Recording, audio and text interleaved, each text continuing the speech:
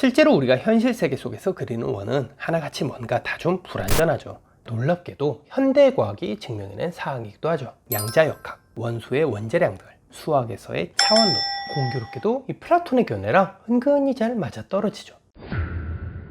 안녕하세요. 리터러시 교육 채널 언어의 정원의 대표 이동규입니다. 자, 얼마 전에 제가 플라톤 철학의 존재론 얘기를 좀 했었죠. 거기서 형상과 진류라는 말이 뭔지, 그리고 이데아라는 개념이 뭔지를 말씀드렸어요. 그런데 마침 얼마 전에 우리 북클럽 멤버십 회원분들 중에 한 분이 이런 질문을 주셨더라고요. 아마도 이번 달 책 주제가 예술사여서 이 미메시스 부분을 읽다가 이게 플라톤의 이데아 철학이랑 접점이 좀 있다고 생각하신 것 같아요. 그래서 이런 질문을 하신 거라 생각하는데요. 저도 제가 지금 쓰고 있는 이 지식책 출간 전까지 조금 굵직굵직하게 인문학 배경 지식에 축이 될 수 있는 그런 지식 컨텐츠를 여기 유튜브 채널에 올릴 예정이었거든요. 그래서 기왕 플라톤의 존재론 철학을 이전 영상에서 얘기하기도 했고, 또 다음 주에 우리가 진행될 이 북미팅 예술사 강의 때 우리 멤버십 회원분들에게도 기초 지식이 돼줄 것 같기 때문에 오늘은 바로 이 질문에 대한 해설 강의를 해드리겠습니다. 플라톤은 현실이 이데아의 모방이라고 했는데요. 여기서 모방이 정확히 어떤 의미인가요? 바로 이 이전 영상에서도 말씀드린 것처럼 플라톤의 철학은 이분법적으로 구성이 되어 있습니다. 그리고 각 존재들 간의 위계서열, 즉 우열관계가 있다고 봤어요. 일단 형이상학적이면서 더 높은 지위를 차지하는 세계, 형상, 이데아가 그것이고요. 형이하학적이면서 더 열등한 지위를 차지하는 세계, 진료가 바로 그것인 겁니다. The World of Senses, 감각의 세계라고도 부르고요. 그래서 이 조금 거칠게 가치 판단적, 가치 개입적으로 규정 지어보면 형상, 이데아의 세계가 속칭 좋은 쪽이에요. 이상적인 곳이죠. 우리가 최대한 지향하고 궁극적인 목표로 삼아야 할 곳, 그래서 영어로도 이상적이라는 표현이 아이디얼인 겁니다. 반면에 진료로 표현된 현실 세계, 이건 소위 질이 낮은, 안 좋은, 나쁜 쪽이에요. 이상적이지 못하고 말 그대로 현실적인 곳이죠. 지향이 아니라 지양해야 할 대상인 겁니다. 자, 그럼 플라톤이 말한 이 모방이라는 건 대체 뭐냐? 일단은 문자 그대로 복사를 의미하는 겁니다. 그런데 썩 좋은 의미, 썩 좋은 뉘앙스로 말한 건 아니에요. 오히려 상대적으로 부정적인 뜻이 강합니다. 시쳇말로 이 짝퉁이란 말에 가까운 개념이에요. 그래서 플라톤의 존재론 철학에 따르면 진료의 세계, 이 현실, 즉 감각의 세계는 이데아의 짝퉁 같은 거예요. 허상, 거짓, 가상, 그림자, 이런 말들이 전부 플라톤이 현실을 지칭할 때 쓰던 표현들이죠. 이게 근현대 철학, 특히 예술의 정신, 예술 기법과 관련한 철학 용어로서 미메시스라든가 재현 또는 표상, 시뮬라르크, 이런 말들로 진화하죠. 자, 우리 디지털 방식의 복사 말고 한번 아날로그 방식의 복사를 생각해 보세요. 자, 원본 문서가 있어요. 그리고 그걸 복사기에 카핑을 해요. 그럼 원본 문서 그대로 아주 깔끔하게 복사됩니까?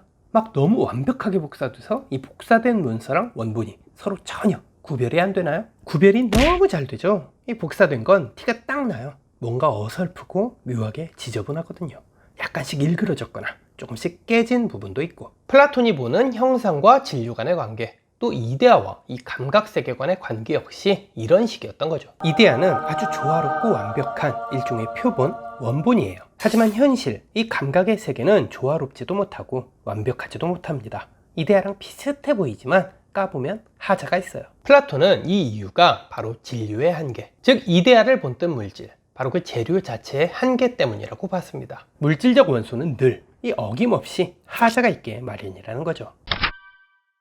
자, 여기서 굉장히 중요한 포인트가 하나 나와요. 플라톤은 이 진료, 이 감각의 세계를 열등한 존재, 불완전한 존재라고 봤다는 점이에요. 형상이 열화됐다는 거죠. 이데아를 뭔가 희미하고 어설프게 반영했다는 의미입니다. 즉 형상, 이 이데아의 다운그레이드 버전 같은 걸로 본 거죠. 얼마 전에 올려드린 영상에서 제가 서클을 예로 들었는데요. 실제로 우리가 현실 세계 속에서 그리는 원은 하나같이 뭔가 다 좀 불완전하죠. 정말 깔끔하고 완벽하리만큼 이상적인 원은 그릴 수가 없어요. 제 아무리 AI 컴퓨터가 동그라미를 그린들 픽셀을 무한히 쪼개보면 불연 속한 지점이 나온다고요. 선이 아니라 면인 부분이 있죠. 이게 진료가 갖는 원초적인 한계라는 겁니다. 진료는 형상을 그저 모방할 수만 있을 뿐이지 결코 이데아를 온전하게 구현할 수는 없다는 거죠. 플라톤이 당시에 알았을 리는 없겠지만 이건 정말 놀랍게도 현대과학이 증명해낸 사항이기도 하죠. 전자의 위치와 운동량을 동시에 정확히는 알 수 없고 그저 확률적으로만 이해할 수밖에 없다고 말하는 양자역학,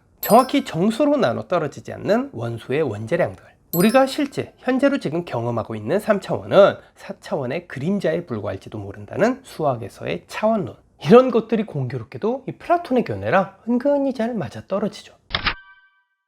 자, 이렇게 해서 플라톤의 모방론 철학에 대해 공부해봤습니다. 여러분들이 제가 오늘 강의해드린 이 모방론 개념을 제대로 이해하셨다면요, 플라톤 철학의 그 유명한 알레고리 이론, 동굴의 비유도 이젠 이해가 되실 거고요. 플라톤이 생전에 왜 그렇게도 예술을 폄훼했는지, 또 예술가들과 이 예술행위 자체를 왜 그렇게도 쓰잘데기 없는 존재로 치부했는지, 본인 나름대로 논리적인 설명까지 가미하는 것도 가능할 겁니다. 그리고 바로 이러한 예술 철학적 쟁점이 우리가 다음 주 일요일에 진행할 인문학북클럽 북미팅 시간 때 논의할 내용 중 하나이기도 하죠. 특히 제가 오늘 언급해드린 이 미메시스 개념은 사실상 기원전 예술부터 심지어 21세기 현대 예술까지 그야말로 예술사 전체에서 끊임없이 논의되는 메타 컨셉 중에 메타 컨셉이라고 봐도 과언이 아니거든요. 그런 의미에서 오늘 제가 강의해드린 이 플라톤의 모방론, 특히 이 감각의 세계는 페이크다 라고 말한 이 플라톤 철학자의 진의를 최소 다음 주 일요일까지는 꼭 기억해 주시길 바랍니다.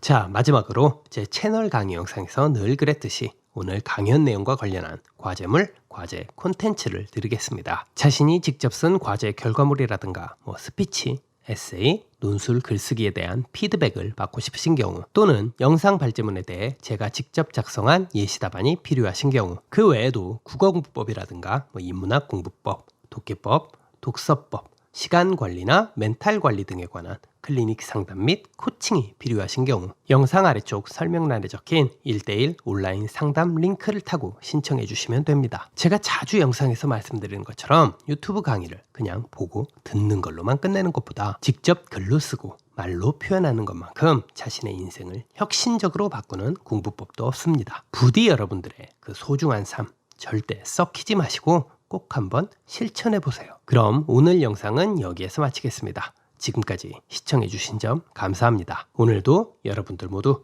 지적인 하루 보내시길 바랍니다.